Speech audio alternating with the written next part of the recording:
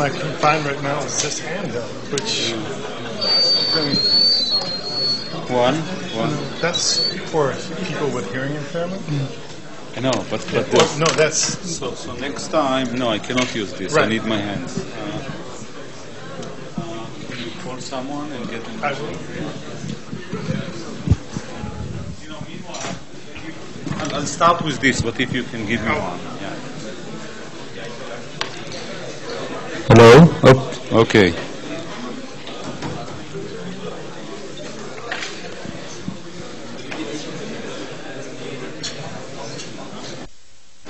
Can you hear me in the back?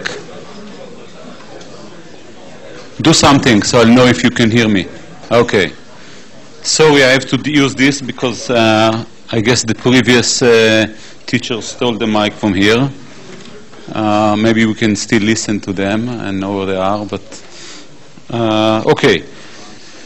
So let's start. So hopefully most of you enjoyed last week's lectures on LB Java. I did get a couple of comments, email messages with feedback that is mixed. But I do appreciate you sending me feedback. Doesn't matter what it says, you know, it helps me understand what has happened, and it helps eventually the people that taught and the TAs, and it will help you. So please do send me feedback on anything, these lectures and also lectures, visiting lectures and so on. Okay, so I wanna talk a little bit about administration. So registration is still an issue. So far, about 15 people got in, I think, from the waiting list. And my understanding is that there are a couple open slots now, so a few more will get in. What I suggest, how many of you are not registered now? Okay, a few. So if you want to take the class, just keep on doing what you're doing, do everything, come to the lectures, do the first problem set, which is already out, so that you won't lose after that when you get in. So my hope is that everyone will get in. We'll see what happens. Okay, so one thing is that, as you know, hopefully homework 1 is Homework 1 is out. So one important thing, and that's, I'm going to say this for all the problem sets. If you haven't started working on it, I know many of you have, start now. It's going to take you time. It's not something that you can start the evening before it's due and just do everything. It's going to take time. You may want to talk to people about it. So start. And all these weak sections, you know, the 4 that are left by the TA are going to be devoted to this. So come, ask questions. I'm sure this is going to help. Now, a few of you sent me messages saying that they cannot make the section that I split them to based on the first character of your last name. Please go to another section. So I just did it because I want to make it as uniform as possible in terms of size.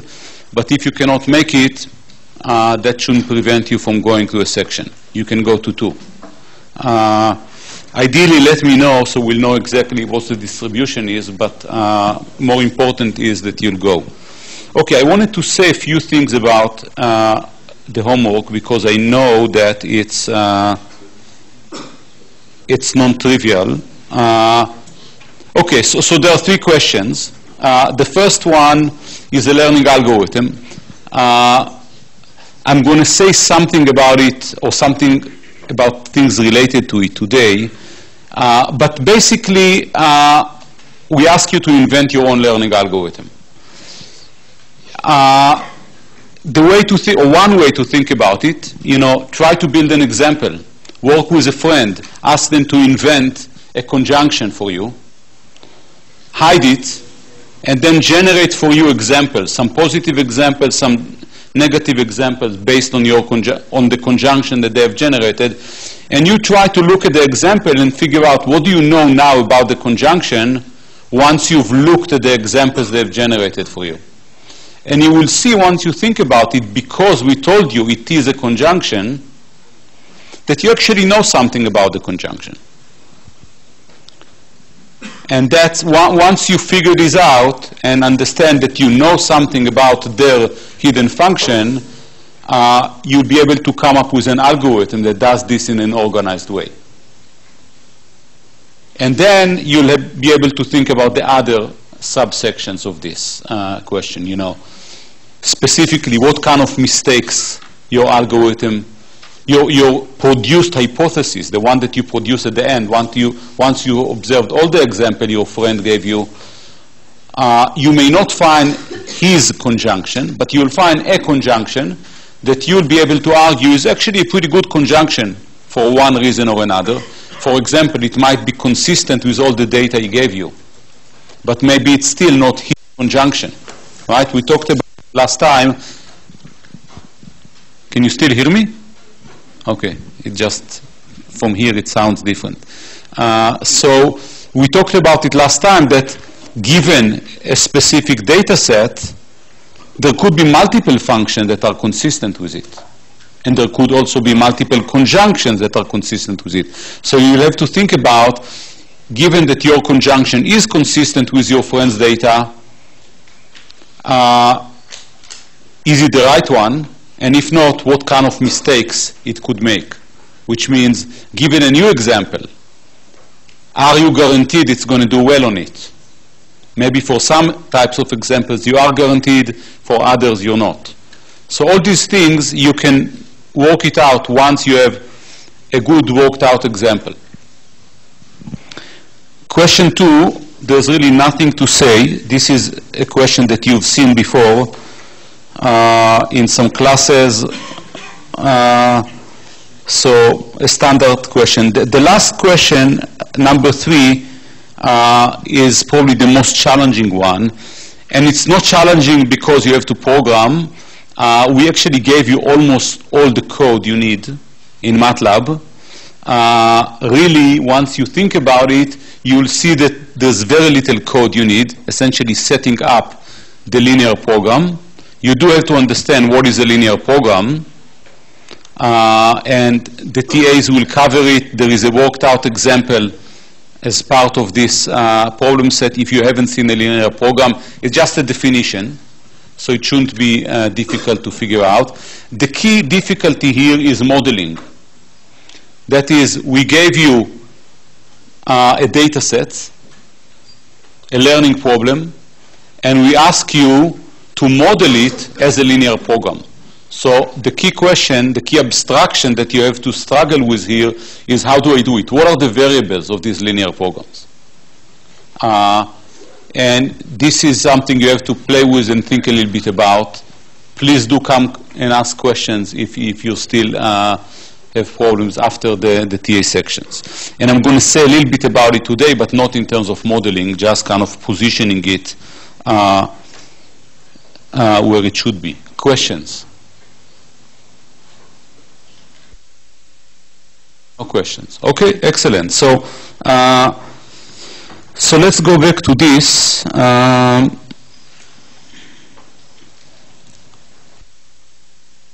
Okay, projects. I do want to talk about it, but I still don't have a concrete plan. What's happening?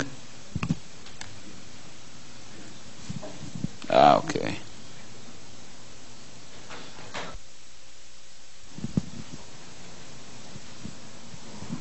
Okay, we're stuck.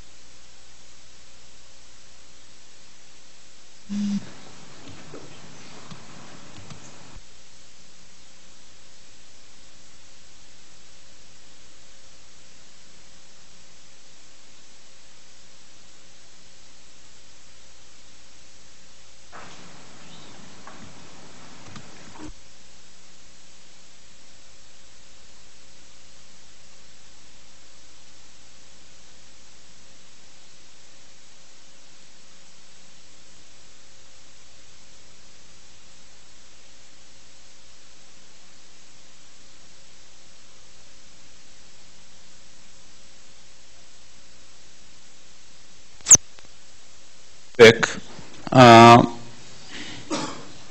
Okay, on Thursday, I'm going to give you an extra lecture.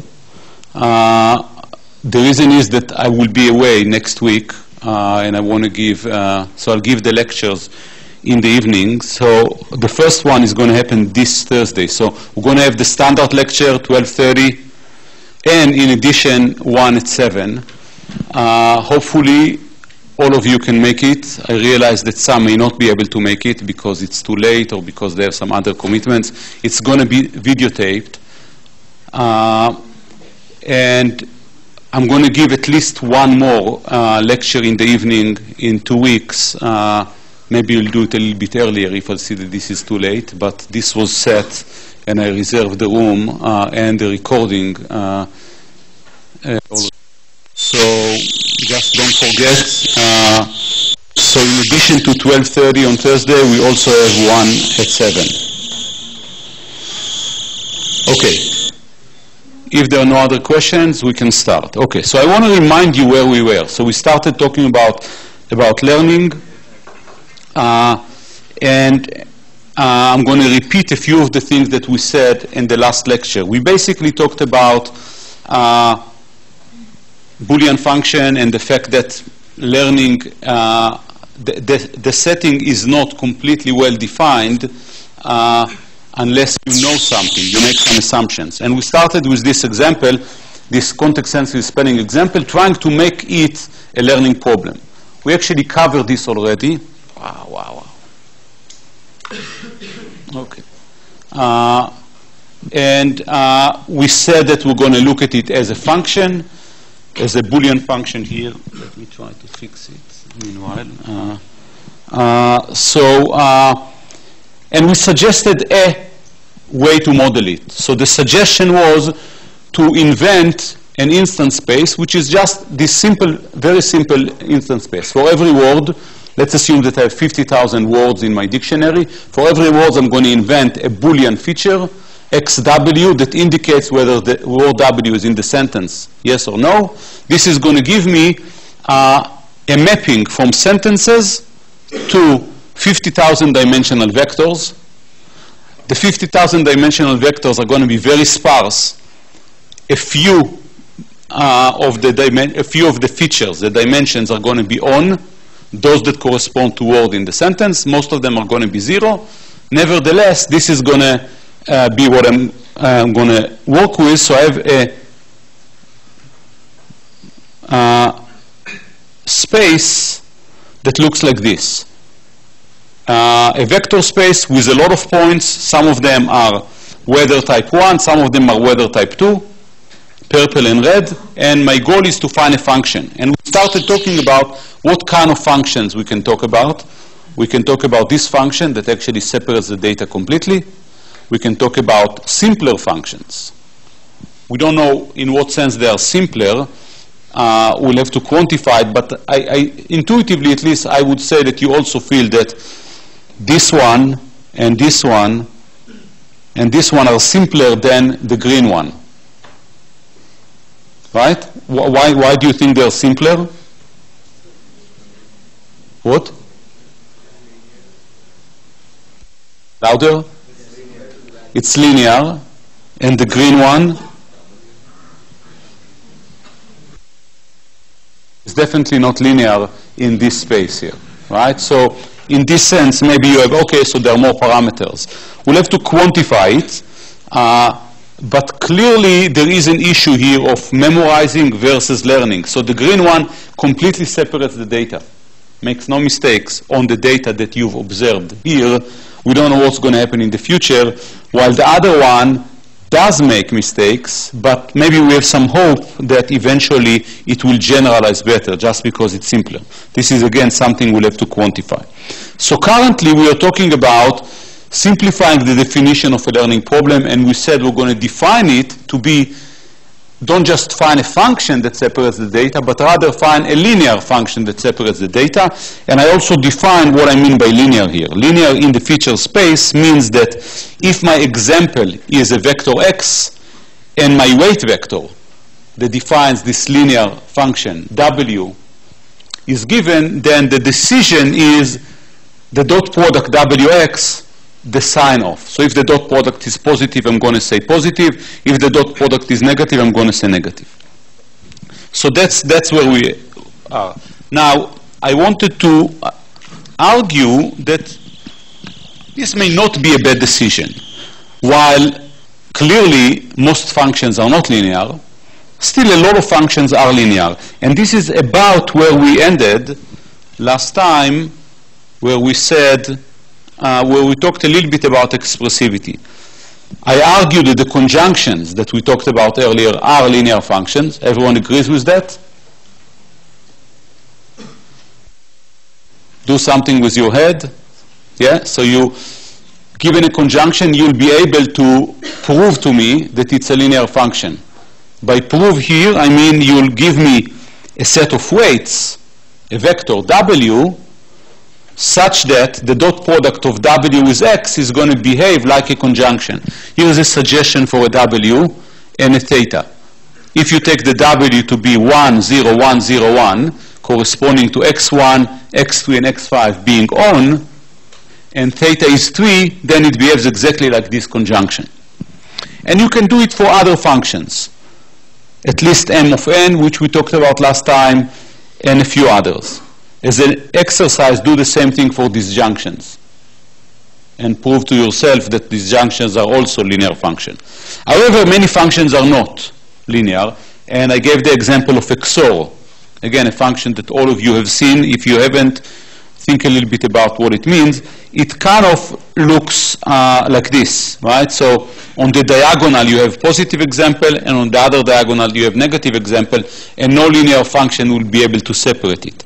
I didn't prove it, but you can try to prove it to convince yourself.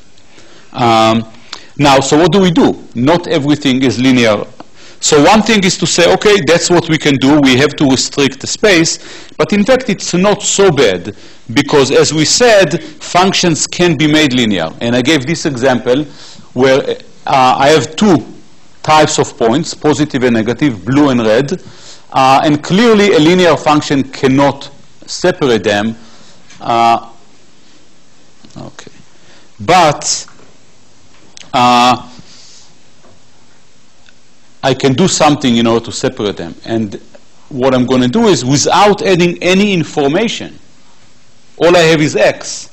I'm just changing the representation, and I'm adding something that will now allow me to look at the data, the same data. Again, no additional information.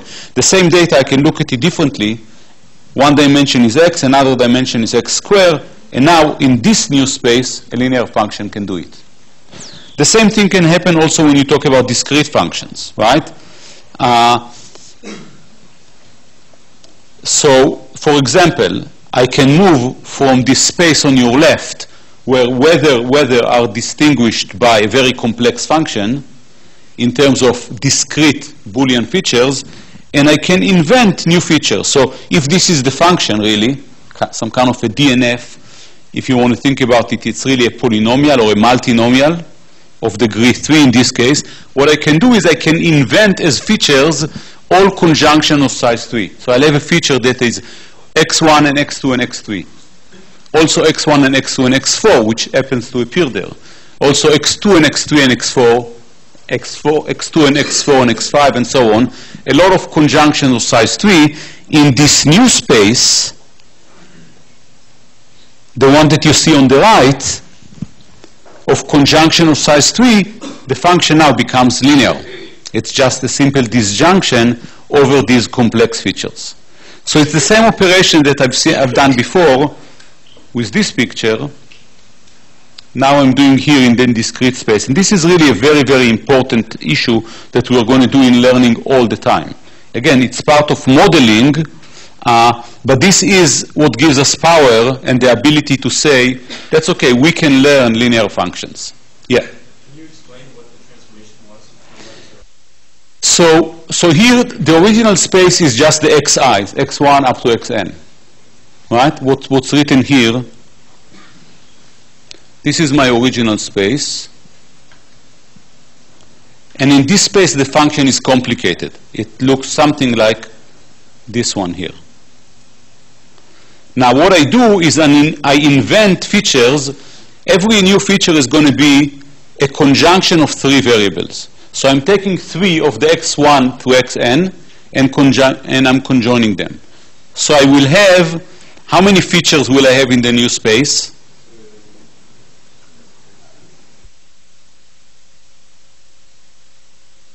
Yeah. N choose 3. Yeah. So every subset of size 3, like x1 and x2 and x3, I'm going to conjoin them, a new feature, I'm going to call it y1. Take another one, x5, x6, x1, I'm going to call it y7, and so on. So every subset of 3 variables, I'm going to make it a conjunction.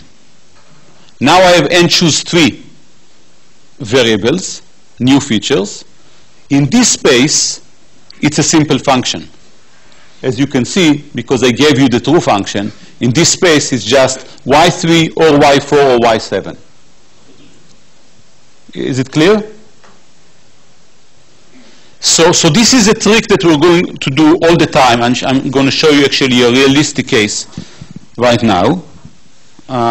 So here is data from a problem that actually does weather, context-sensitive spelling correction. This will give you some idea of how does data look in machine learning problems if you haven't seen this before.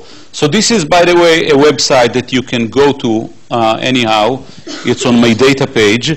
And what you can see here is data for a lot of context-sensitive spelling correction. I'm going to show you the first example here, which is distinguishing between accept and accept. Okay, let's see if you can even read this.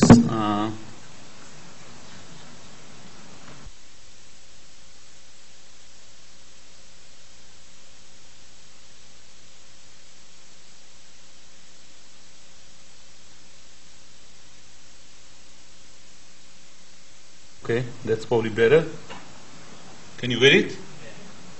Okay, so what do you see here? You see sentences, and in every sentence, all I did is I just took one of the words, either the accept, E-X-C, E-P-T, or accept, and I put it in brackets. So this is an example where this is my target word, the one in brackets. This is just saying, telling the feature extractor, this is your target, extract features relative to it. So we're going to open a window relative to this word in brackets and do everything relative to it. Okay.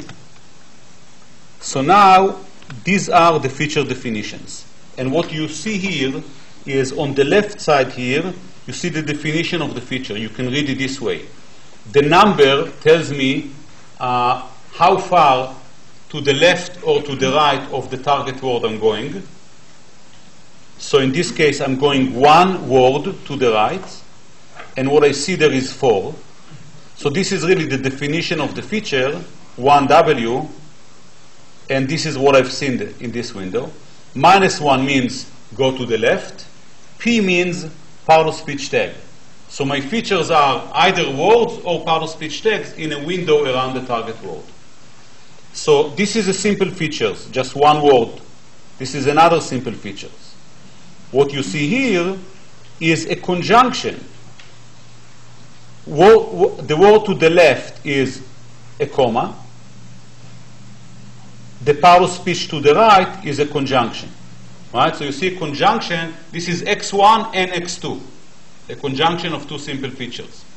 And what you'll see here is only conjunction of size 2. For example, this guy is the word to the right. Its part of speech tag is conjunction. 2 to the right, it's a determiner. Okay? So these are the features. You see conjunctions of 2 things, either to the left or to the right or mix. Within a small window, I think the window is plus or minus 3. At least what we see here is only 2, but I think if we go down, it will be 3. Now, what you see also is 2 numbers that actually do not matter to the algorithm. This is just statistics for me. This is some chi-square statistics on the data. And these 2 numbers to the right tell me how many times it appears with accept type 1 and how many times it appears with accept. Let's see if you can guess which is the rightmost column and which is the second to the rightmost column. If the feature is 4 to the right of the target word? It's except 4. And you can see that this 4 never appeared in my training data to the right of accept. So it's a very strong feature in this. Of course, it covers only 30 examples, so maybe it's not that strong, but at least it's one-sided. So this is how the feature extractor does its work. And one other thing that you may want to... So basically what you see here is a lexicon, right? So these are all the features that were extracted going over the training data. Each one of them gets an index, 1 up to whatever we have here, a couple of thousands. And then we generate an example, and you can see it here. Each row here is an example. The first number is the label, 0 or 1. You'll see that the first number in each row is 0 or 1, indicating whether it's an accept or an accept example. And the rest are indices of examples. Now you see that each row has a different size. Why is that? So notice that the feature space here is large, probably tens of thousands or hundreds of thousands, right? Because it's conjunctions of words and part-of-speech tags that I've seen around the word accept or accept. So let's say I can see there, hopefully you can hear me there in the back, otherwise you would say something, because I need my hands to speak. Let's say there are 50,000 words that appear around accept or accept. Oh, that's going to be much better.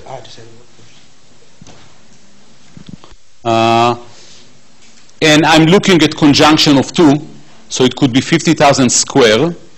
Of course, most of them will never appear there. Still, it's going to be tens of thousands. And I also take part-of-speech tag into account. There are 45 different part-of-speech tags according to this formulation. So the feature space is going to be large. But in every example, only a few of them are going to be on. Right? Because I open a small window around the word accept or accept. Which means if I really write the full vector, most of the entries are going to be 0. Everyone is with me? Instead of doing it, my representation here says, just give me the index of those examples, of those features that are on in the example. 105 is on, 129 is on, 311 is on. The rest are 0. That's why you see a variable number of features in the examples. Okay. Questions on this?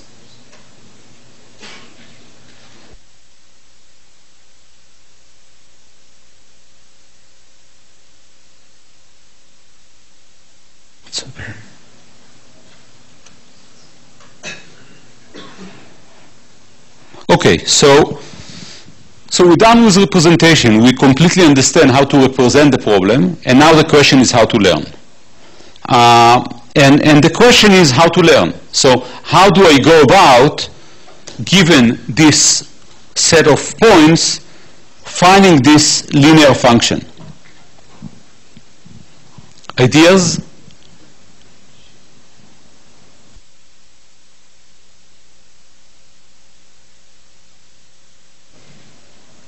Someone must have an idea of how to learn.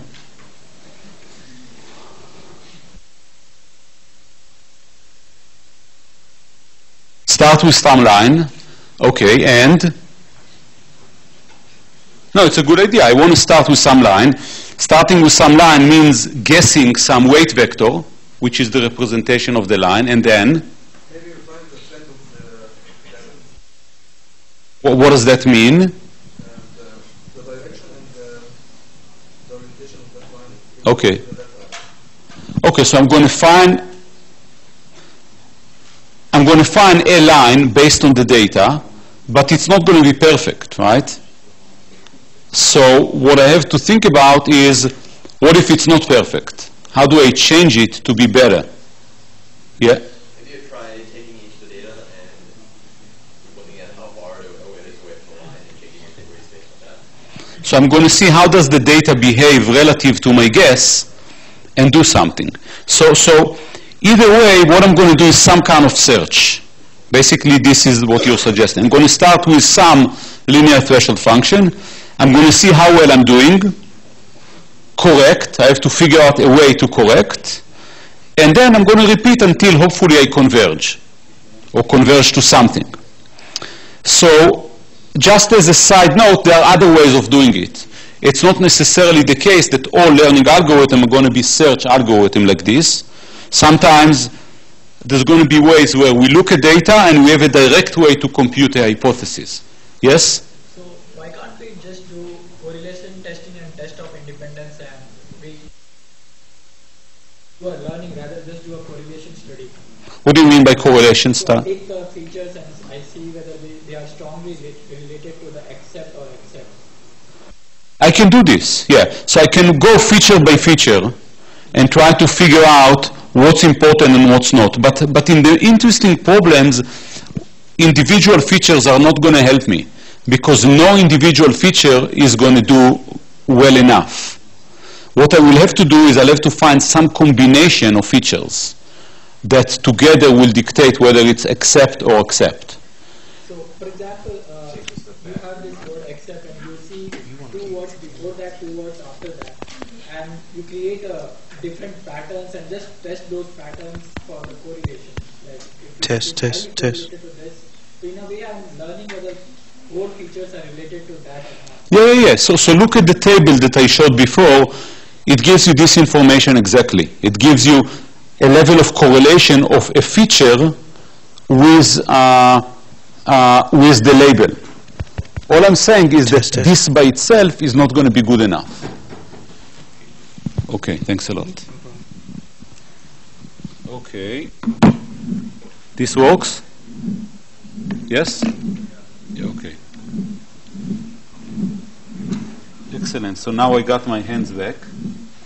So it's going to work. I mean, you can get something, but you will see that individual features, even those features that are very discriminative in the sense that they correlate perfectly with the label, are not going to do well because they're going to cover 1% of the data.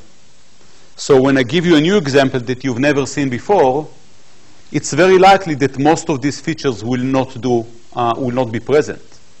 So we will end up having to use a combination of multiple features, which a linear function is, right? It weighs different features in a specific way. So what we're going to do is we're going to learn these weights. If you are right, you may see that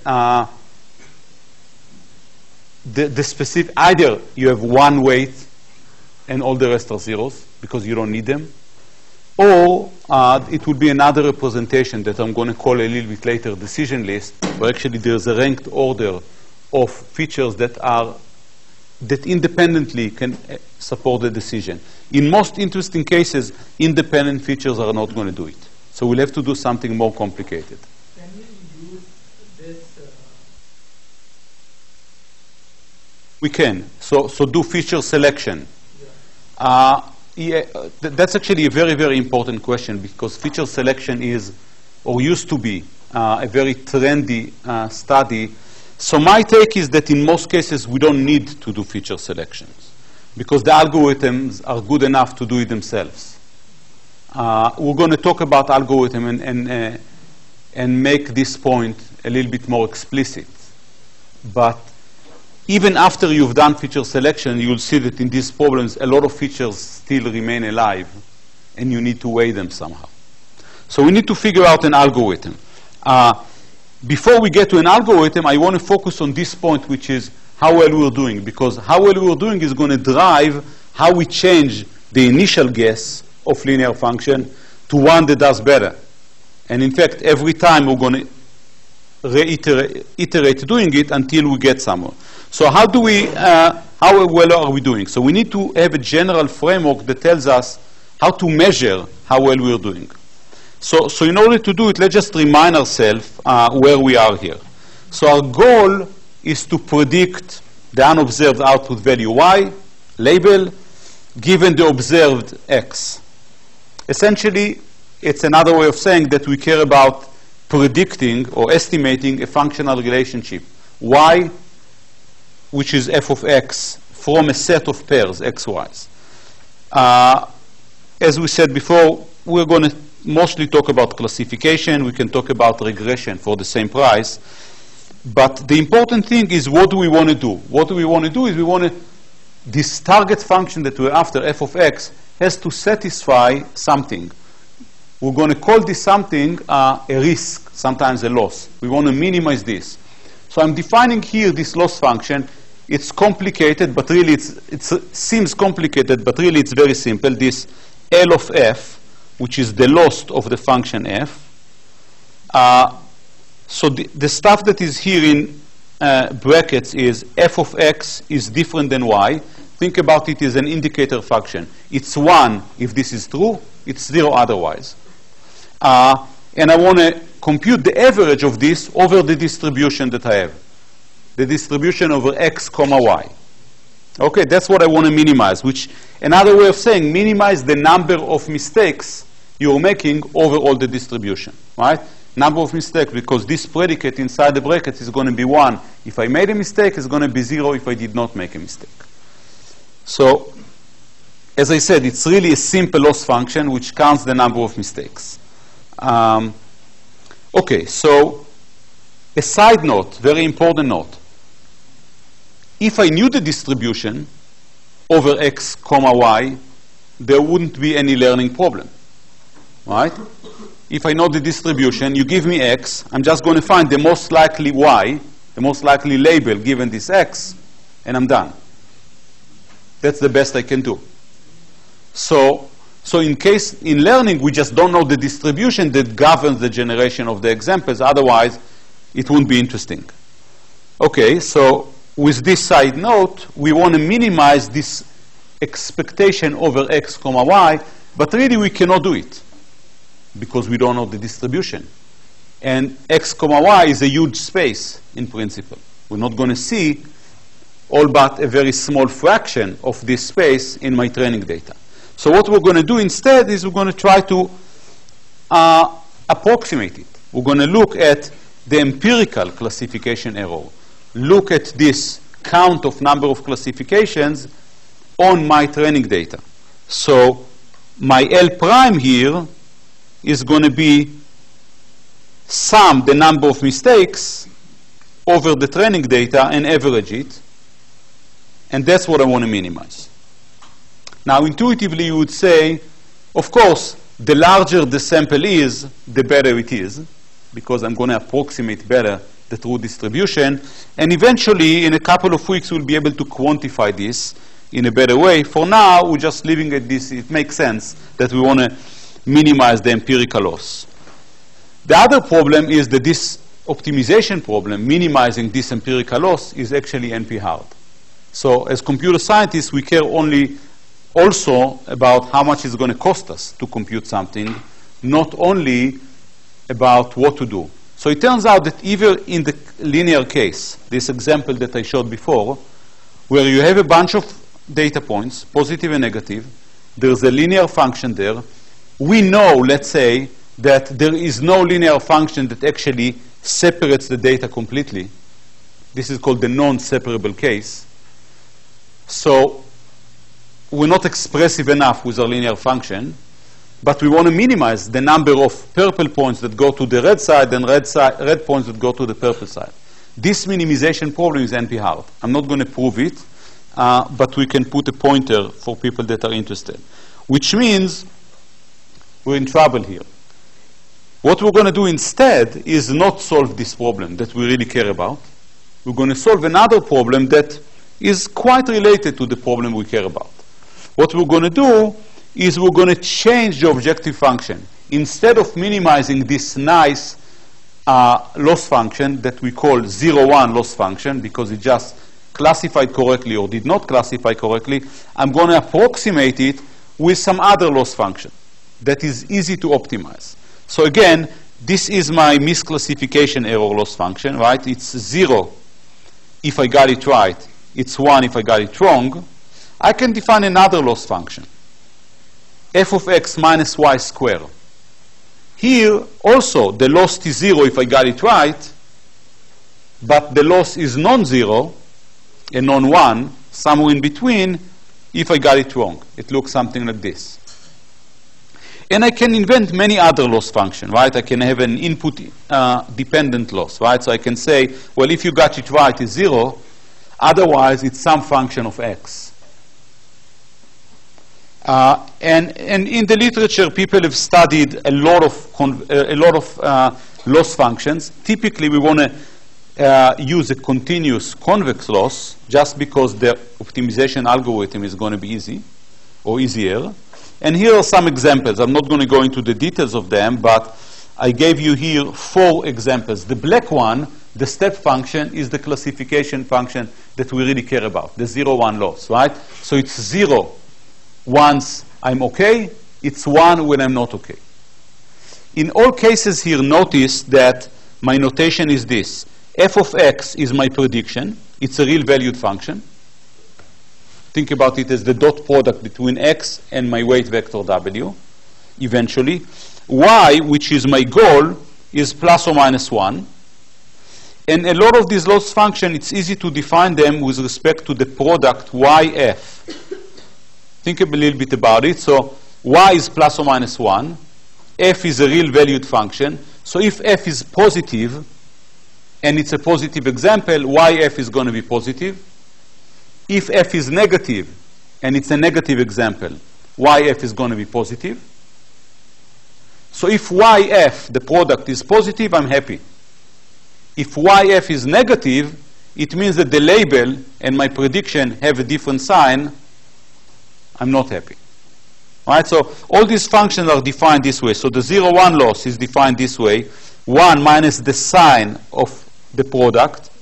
Right? So if this is positive, I'm going to get 0 here. Positive means agreement between f and y. If this is negative, I'm going to get 1 minus 1. I divide by half just to keep it 1. And you can check the other functions here. So you have this green function, which is the square loss that I showed before. You have this nice blue function, which is an approximation of it. It's called the hinge loss. It's this function. 1 minus yf is the key part, and I'm going to do max between this and 0. So these are loss functions that are easier to deal with than this step function that we talked about. But the bottom line from our perspective now, we're going to see a lot more loss functions later, is that I'm not going to do what I really want to do. I'm going to use some other loss functions to work with. Yes?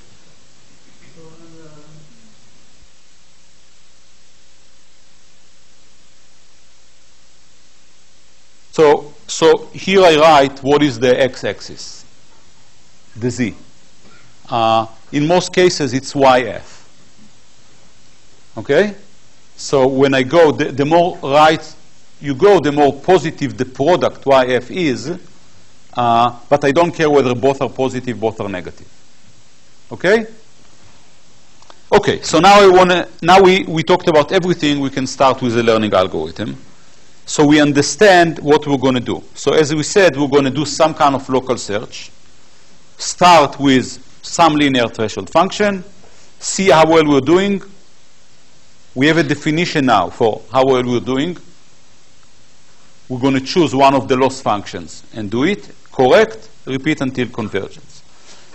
One other technical thing before we can write down the algorithm is the following thing. So the linear function is represented as 2 parameters. W, the weight vector, and theta, which is the bias, a shift relative to the origin. Right? So this is my notation. The function is really the dot product xw minus theta, or I can write it just as the sign of the linear sum minus theta. Where this is what's given to me, the example. I'm assuming it's a Boolean function, Boolean variables, and this is the W that I want to learn. Now, sometimes it's easy not to think about both W and n-dimensional vector and theta, one scalar that is the shift from the origin, but rather compile them together into one vector, which is n plus 1 dimension instead of n dimensions. And it's very easy to do it. It's really a technical trick. What I'm going to do is I'm going to say, instead of talking about wx minus theta, I'm going to replace x by x with minus 1 in the last dimension. So in the n plus 1 dimension, I'm going to add the number minus 1.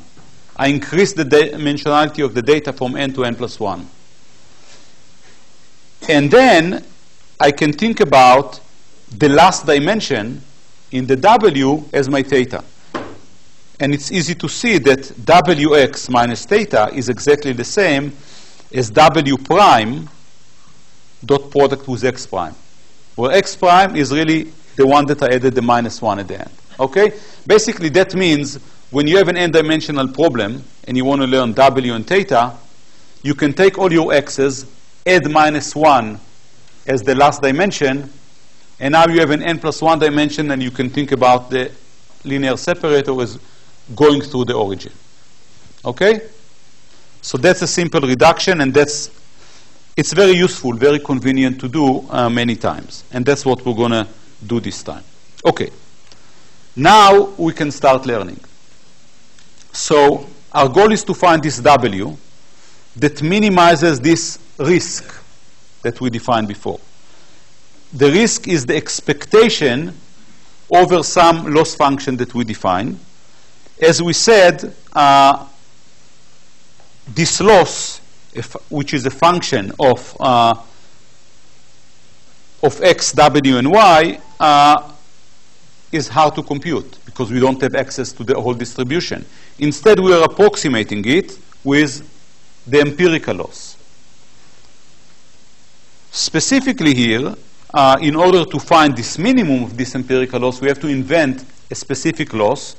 And our loss is going to be, as we'll see, something that we know how to optimize, to compute the gradient of. Because to find a minimum, as you've done in other classes, we're going to use a gradient descent algorithm. Essentially, we are successively going to compute the gradient of the function, of the error function that we have, the risk function, and basically compute generations of these w's, where the t plus 1 version of w is going to be the tth version minus the gradient of this error function. So that's a very simple learning algorithm. It's called gradient descent. You guess a w. You have an error function. We didn't specify it yet. We just said that we're going to have an error function. But once we specify it completely, we know how to compute his gradient. We'll know how to compute his gradient. And we know how to compute the next generation of the w. Okay, so let's make it explicit. So just pictorially, we have some function, j of w, which is a risk. And as a function of w, it looks like this. What we want to do is we want to start with some point and go down the slope until we hit the minimum of this curve. Very simple algorithm. Okay, so you've already used the gradient descent algorithm. The only issue here is that we need to choose the loss function. We have a set of examples that we're going to use. It's a fixed set of examples. And we're going to compute the error relative to this fixed set of examples. Okay, so here is our function. The function is going to be quadratic loss function, which we called LMS for least mean square. Q of x, y, w is going to be dot product of wx minus y squared. And I'm putting the half there. It really doesn't matter, just because later on when we differentiate, the 2 is going to disappear. So that's our loss function. And we said before, it's not exactly what we want, but it's kind of related to what we want. So now we can run the algorithm. Some notation for the algorithm. I'm going to do one more attempt to get this.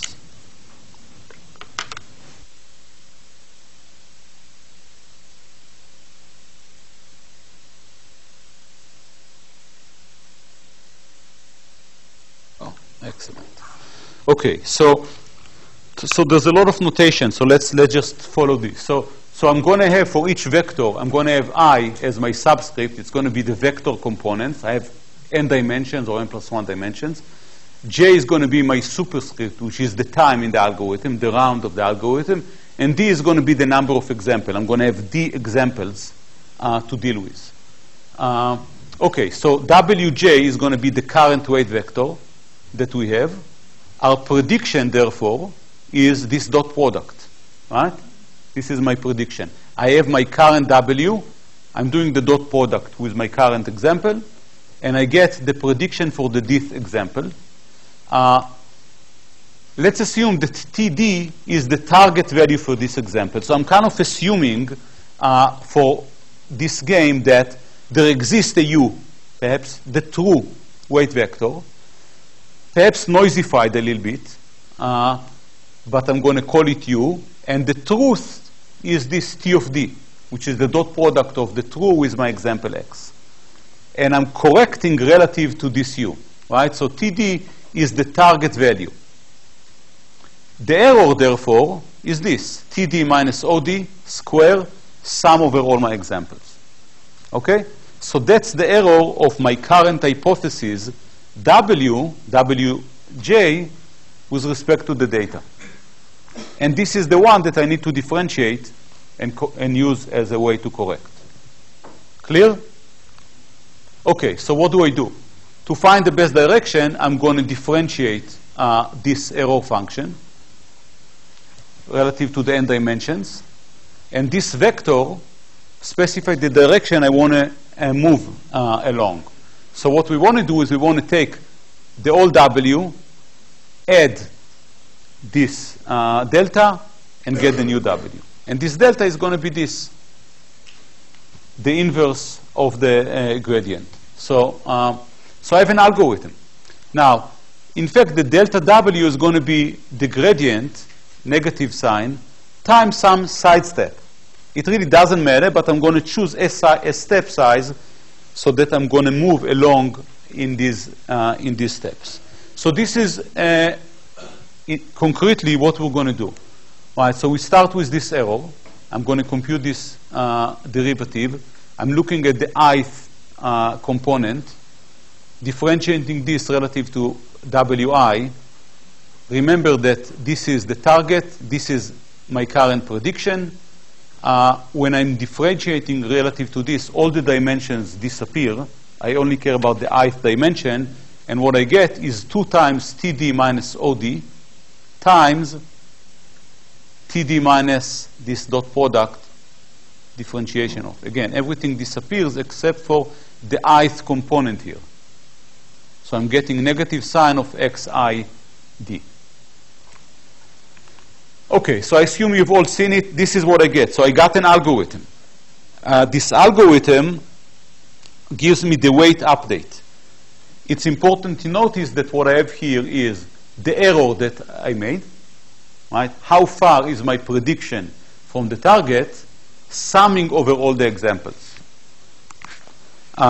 So here is the overall algorithm, a summary. Start with the initial random weight vector. For every example with target value TD, evaluate the linear unit OD, update W by adding data W, which is defined here, to each component, continue until you want to stop, until the error is below some threshold, for example. Okay? Very simple algorithm. Now, this algorithm always converges to the minimal value of this error function. May not be 0 if we are non-separable, right? It's not clear that there exists a linear function that separates the data, but because this is a convex loss function, we're going to get to the minimum of this error surface. Now, the step size has something to do with it, but we're not going to talk about it this time. You have to choose a step size that makes sense. And of course, the initial point also has something to do with it. If you start from a good point, you're going to converge quicker. Okay, here's another algorithm. The only thing I changed here is that I added incremental in the title. Most often today, it's called stochastic. And the weight update rule is very similar. Again, I'm looking at the difference between TD, the truth, and OD, my prediction. But now I'm looking at it only for the dth example. The difference here is that I'm not summing up. And I'm running the same algorithm.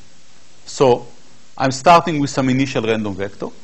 For every example D with target value TD, I'm evaluating my prediction, the dot product, and I'm updating W incrementally by adding this data W.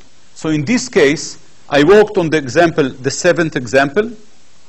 I predicted, I compare it to the prediction. I compute data W now, and when I get to the 8th example, I already have a new weight vector. So the key difference is this. I dropped the averaging operation. I don't sum over all data sets, or over the whole data set, but rather I'm doing it one example at a time. This is why we call this stochastic or incremental. So this is going to be a lot more efficient than computing the gradient, but it's not the real gradient. Right? I'm approximating it. And there's a lot of stuff that people can say about when and why this will converge, when and why this is going to be good. In principle, one can show that there are policies of decreasing the step side to a very, very small, such that it will guarantee convergence. But at this point, we're not going to talk about it. Yes? What does the R mean?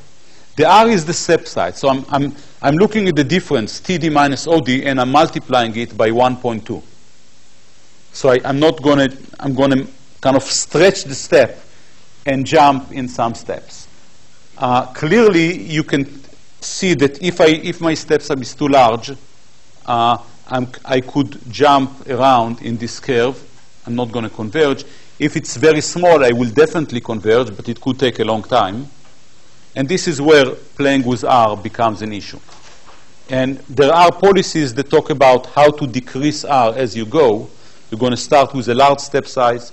Once you get to the area, you're going to decrease it, so you'll make sure that you'll get to the minimum. How do you know what a good initial R might be? You play.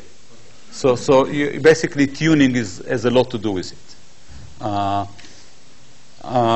In some cases, there are principles on how to get there, but in most cases, all these algorithms need to be tuned. This is something that you'll do in the problem sets, and you'll see how to do it. But the key thing that I want to talk about now is to emphasize is the difference between the stochastic version and the true gradient descent, because these are different algorithms. Okay, so just as I said, there is a lot to talk about, and we're not going to do it about learning rates and convergence.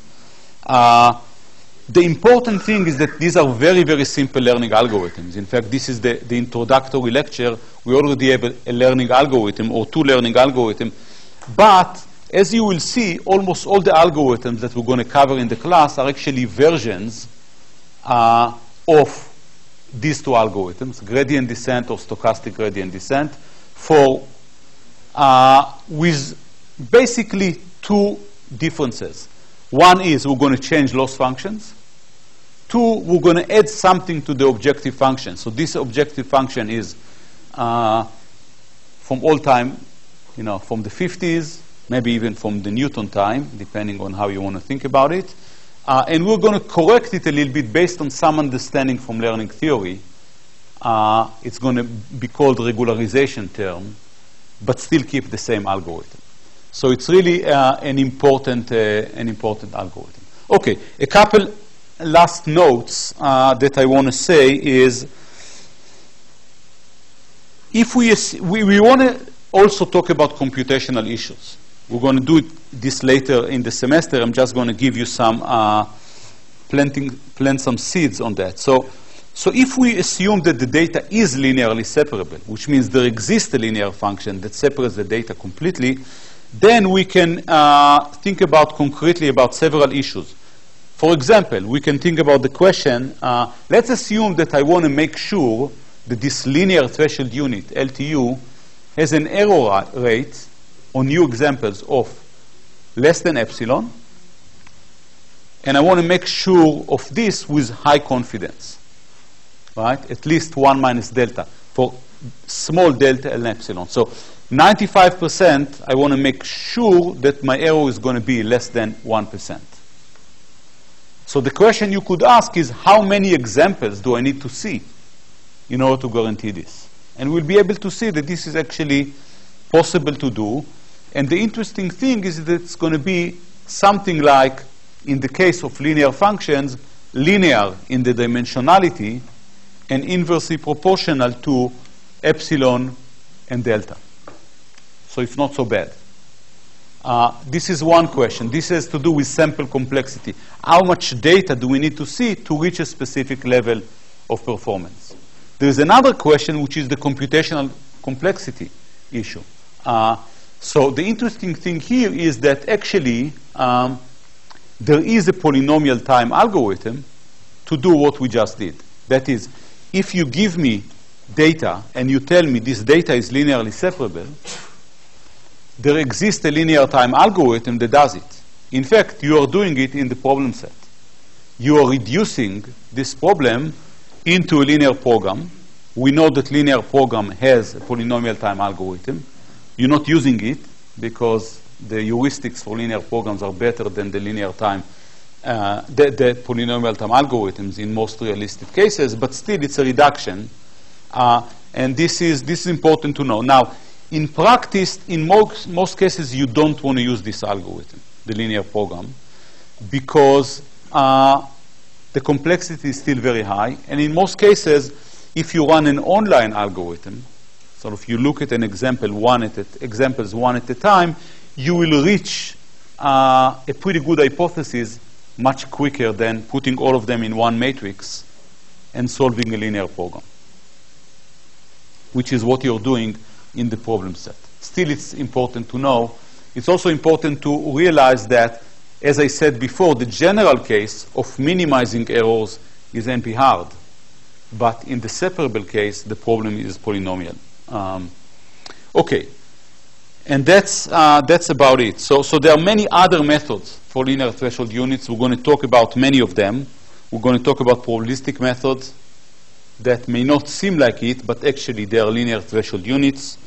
We're going to talk about winnow and perceptron, SVM, logistic regression. All are linear functions that do really variation of what we've done here with a very simple algorithm. Questions?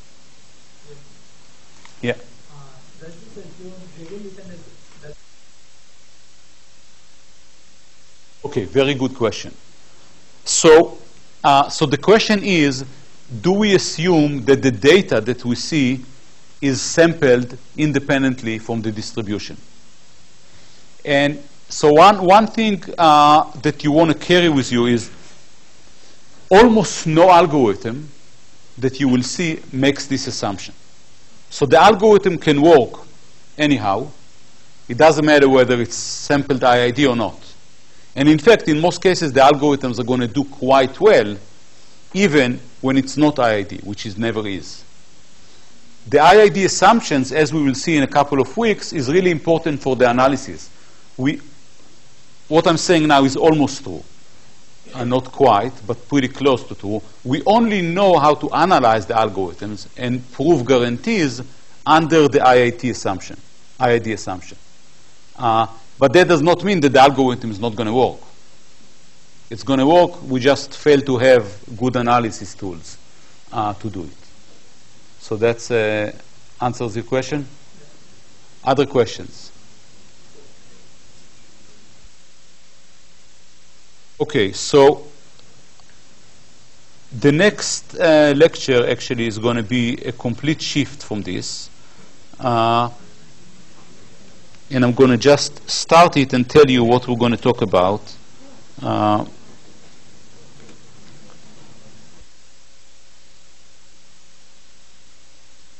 Okay, before I do that, actually, I want to remind you, especially for people that were late, I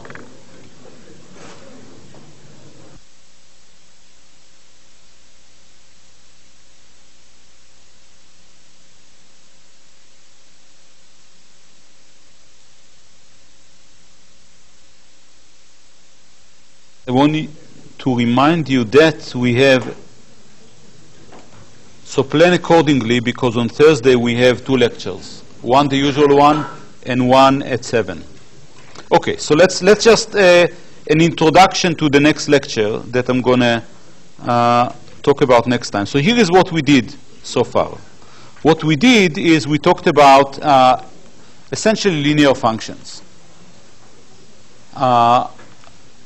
And basically, we addressed a couple of questions by simplifying things. So one question that we can ask, though, on our simplification is, we learn linear functions, but in principle, our target function may not be a linear function. What do we do in these cases? Can we learn functions that are more flexible in terms of what do they do with the features? Of course, the second question is, can we say something more rigorous about the quality of what we learn? We're going to push this second question a little bit later and focus now on the first question. So when I showed you that every feature space can be modified so that even linear function can do well with it by inventing new features, what we did is we decoupled the generation of the feature space from that of the learning. We started with some feature space. We said, you know what? We know that our target function is not linear in this space.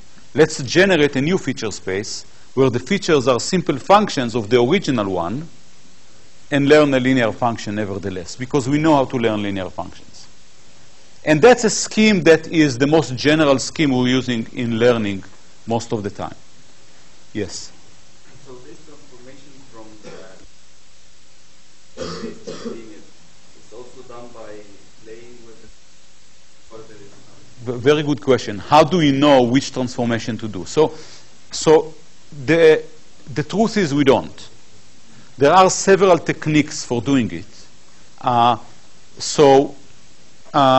Techniques that I can call syntactic techniques. We can use kernels. We're going to talk about it a little bit later. Kernels are doing it, but still choosing which kernel to use is this decision. Should I use a polynomial kernel of degree 2? Should I use this kind of kernel? Should I use that kernel? This is essentially asking the question of which transformation should I apply on my original feature space. And there's very little theory on how to do it beyond trial and error. This is where the state of feature is today. So there are techniques to do it, but there's really no theory that explain, look at the data and you immediately know what kind of feature space you want to work in.